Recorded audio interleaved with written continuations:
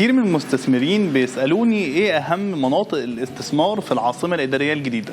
النهارده طلعت على اعلى نقطة في العاصمة الإدارية الجديدة عشان يبقى كاشفين كل المناطق. فلو هنتكلم في الاول على القطاع السكني فهنلاقي على يمنا هنا منطقة المستثمرين والار 7 والار 8. طبعا بنصح حضرتك كل ما قربنا للنهر الاخضر كل ما كانت قيمة الوحدة بتاعتنا كل ما كانت اعلى. يعني انا دلوقتي في قلب النهر الاخضر. النهر الاخضر ده اكبر حديقة مركزية حول العالم بطول 35,000 متر. طيب ده بالنسبه للاحياء السكنيه، عندنا زي ما قلنا 3 احياء سكنيه واقرب حي فيهم هيشتغل هو منطقه المستثمرين. طيب على الناحيه الثانيه هنلاقي نفسنا شايفين منطقه الثقافه والفنون، شايفين فندق الماسا والمونوريل والدائري الاقليمي اللي بيوصل للعاصمه الاداريه الجديده بكل اقاليم مصر. اللي يقرب من الدائري ده هيبقى سهل جدا الوصول ليه. طيب بعد الدائري الاقليمي هنلاقي دائري العاصمه الاداريه الجديده. دائري العاصمه الاداريه الجديده من عند فندق الماسا هيبقى جنبه منطقه الداون تاون. الداون تاون دي اكتر منطقه بنصح بيها بالاستثمار التجاري. ليه الاستثمار التجاري؟ لان الاستثمار التجاري بالنسبه لي هو ترافيك. التجاري محتاج عدد مشاة عالي جدا، وبالنسبه لمنطقه الداون تاون فهي 1364 فدان،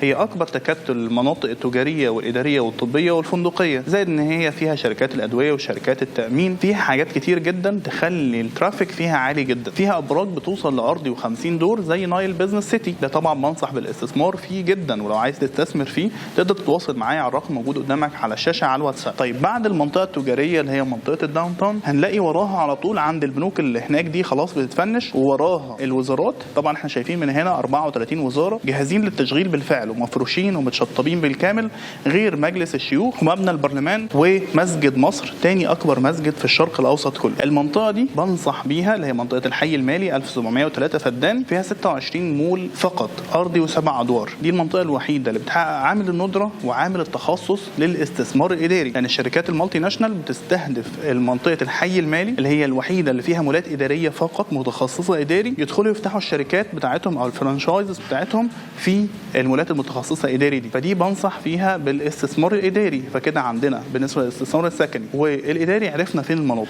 بالنسبه للاستثمار الطبي بنصح في المولات المتخصصه الطبي، او في مستشفى الشفاء او كل المدينه الطبيه، او في الاحياء السكنيه او في مناطق الخدميه اللي بتخدم على الاحياء السكنيه زي الام يو 23. بعد كده بالنسبه للاستثمار الفندقي بنصح بصف الابراج السياحيه في الداون تاون، زائد الصف الاول امام منطقه السي بي دي اللي احنا فيها بالفعل على ارتفاع 100 متر امام البرج الايقوني. ايا كان لو حضرتك حبيت تستثمر في القطاع السكني او التجاري او الاداري او الطبي او الفندقي، طبعا بتتابعنا هنا على قناتنا الاستشاري العقاري مهندس احمد رضوان، الرئيس التنفيذي لمجموعه شركات اي ار جي. زائد انت تتواصل معانا على الرقم موجود قدامك على الشاشه على الواتساب، واحنا هنوصلك لاعلى قيمه مقابل سعر. ومجرد ما تكلمنا وباذن الله نعمل لك دراسه جدوى بالمبلغ اللي انت حابب تستثمر فيه، ندخلك على افضل قطاع يكسبك، كل ده بخدمه مجانيه بنسبه 100%. في انتظار تواصلكم ودمتم مستثمرين ناجحين. شكرا ليكم.